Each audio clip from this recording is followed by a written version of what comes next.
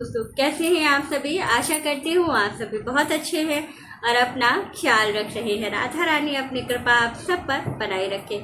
दोस्तों आज हम बात करेंगे सावन के षष्ठी तिथि और दिन बुधवार के, यानी कि 30 जुलाई को जो सावन की षष्ठी तिथि और दिन बुधवार पड़ने वाला है उस पर कुछ खास उपाय आपको बताने वाली हूँ। ये जो उपाय बताऊंगी ये गुरुजी पंडित प्रदीप मिश्रा जी ने अपने वीडियो में बताया है और ये जो उपाय है ये सावन के षष्ठी तिथि के दिन जब बुधवार पड़ता है तो ये शिव महापुराण में भी वर्णित है कि इस उपाय को करने से हमें हर तरह के लाभ होते हैं। मनोकामना सिद्धि होती है, धन प्राप्ति होती है और साथ ही जीवन की समस्त समस्याओं से हमें छुटकारा मिलता है।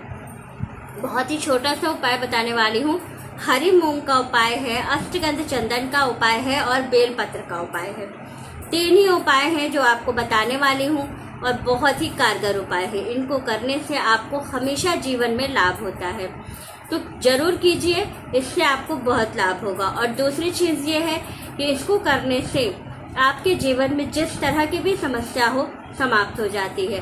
साथ ही एक चीज़ और बताऊंगी कि जो लोग अभी तक सावन के अब मात्र 10 दिन बचे हुए हैं, अब ये है कि सावन समाप्ति की तरफ जा रहा है और अब ये अगले साल सावन हमें मिलेगा, तो हमें कुछ ऐसे विशेष उपायों को जरूर करना चाहिए जिससे कि हमें लाभ हो। और दूसरी चीज़ ये है कि सावन के साथ ही साथ बहुत सारी जो शिव जी की आराधना के लिए छोटे छोटे उपाय जो हम लोगों ने किया था, बहुत से लोग 20 दिन जो अभी बीत गए उसमें कोई उपाय नहीं कर पाए होंगे। बहुत से लोग काम की वजह से या किसी न किसी कारणवश उनका कुछ उपाय छूट गया होगा, तो आपको बहुत ही सुनहरा मौका मिल रहा है 10 दिन का। जो अभी ये 10 दिन सावन के बचे हैं इसमें ये सारे उपाय कर लीजिए और भोलेनाथ को कर लीजिए प्रसन्न। जल्दी से जल्दी भोलेनाथ प्रसन्न हो जाएंगे तो फिर तो समझ लीजिए कि बल्ले बल्ले है।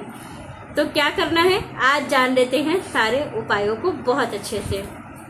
करना क्या है तो देखिए, ये जो उपाय है ये मोस्टली आपको सुबह ही करना है। हर उपाय में मैं बताती हूँ कि आपको ये उपाय कब करना है, लेकिन क्योंकि ये बुधवार का उपाय है तो जो ये उपाय मैं बताने जा रही हूँ ये उपाय आपको करना है सुबह में। सुबह का मतलब एकदम अर्ली मॉर्निंग, आपको ब्रह्म मुहूर्त में नहीं करना है, लेकिन ये कि सुबह में कर लीजिएगा 12 बजे से पहले। दिन में 12 बजे से पहले आपको ये सारे उपाय कर लेने हैं। पहला उपाय है चंदन का उपाय, जो अष्टगंध चंदन होता है पीला वाला, हम उसका उपाय बताने वाले हैं। पहले आपको क्या करना, बुधवार का दिन है और गणपति जी का दिन है, तो हमें क्या करना है, सबसे महत्वपूर्ण चीज़, एक लोटा लेना है, लोटे में जल भरना है, साथ ही उसमें 5 दाने खड़ी मूंग डालना है और थोड़ी सी अष्टगंध चंदन 1 चुटकी पाउडर वाला डाल देना है हमको। और इतना डालने के बाद एक बेलपत्र लेनी है और जाना है शिव जी के मंदिर में।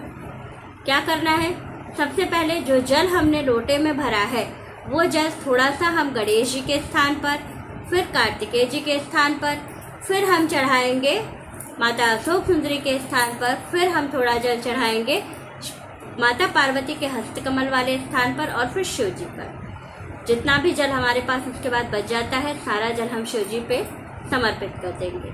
जल समर्पित करने के बाद शुद्ध जल से बाबा को स्नान कराएंगे, पूरे शिवलिंग को अच्छे से साफ करेंगे।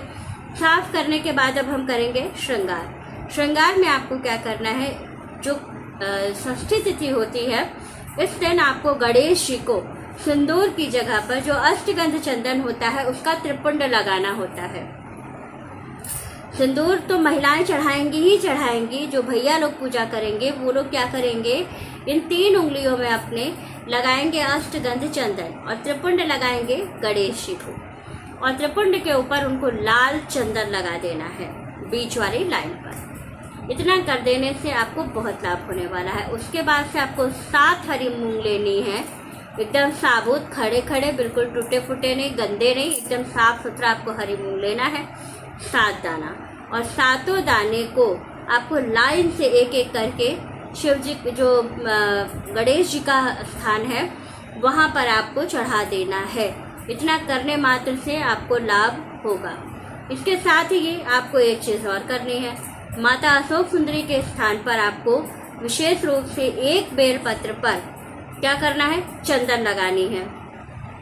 अष्टगंध चंदन 3 पत्ती पर एक एक बिंदी लगानी है, बिंदी लगाने के बाद प्रत्येक पत्ती पर 3-3 दाने आपको रखने हैं हरी मूंग रख करके, और उसको अशोक सुंदरी जी के स्थान पर उल्टा करके आपको रख देना है। इससे क्या होगा कि जीवन में कितनी भी बड़ी समस्या हो, बहुत जल्दी उसका समाधान हो जाता है। साथ ही जो स्वामी कार्तिकेय जी का स्थान है वहाँ पर सफ़ेद चंदन समर्पित कीजिएगा, बहुत लाभ होगा। इसके बाद से जो शंकर जी का स्थान है वहाँ पर आपको विशेष रूप से अष्टगंध चंदन से त्रिपुंड लगाना है, लाल चंदन से तिलक करना है और 11 दाने हरी मूंग लेना है, और प्रत्येक दाने पर आपको क्या करना है, चंदन की बिंदी लगानी है और शिव जी पर एक एक करके चढ़ाते हुए चले जाना है। इसके बाद जब आप मूंग चढ़ा लीजिएगा, फिर उसके बाद से आपको क्या करना है, 3 बेलपत्र लेनी है, तीनों बेलपत्र पर एक एक बिंदी लगानी है। बिंदी लगाने के बाद प्रत्येक बिंदी के ऊपर 3-3 हरी मूंग रखनी है और वो शिव जी पे उलट करके आपको चढ़ा देना है। ऐसा करने से जीवन में सभी समस्याओं का समाधान हो जाता है। दूसरी चीज़ है कि अगर आप जीवन के किसी ऐसे मोड़ पे हैं जहां आपको कोई रास्ता समझ में नहीं आ रहा है, तो आपको तुरंत से रास्ता समझ में आने लगता है। कोई ना कोई ऐसा आ जाता है जो आपको रास्ता दिखा देता है। तो ये बाबा की कृपा होती है जिससे कि आपको रास्ता मिलने लगता है और आप अपने जीवन के लक्ष्य पर आगे बढ़ने लगते हैं। ये बहुत ही छोटे छोटे उपाय हैं लेकिन बहुत ही कारगर हैं, ज़रूर करें। इसको करने से 100% लाभ होता है, क्योंकि सावन ख़त्म होने वाला है। 10 दिन का बहुत ही सुनहरा मौका है।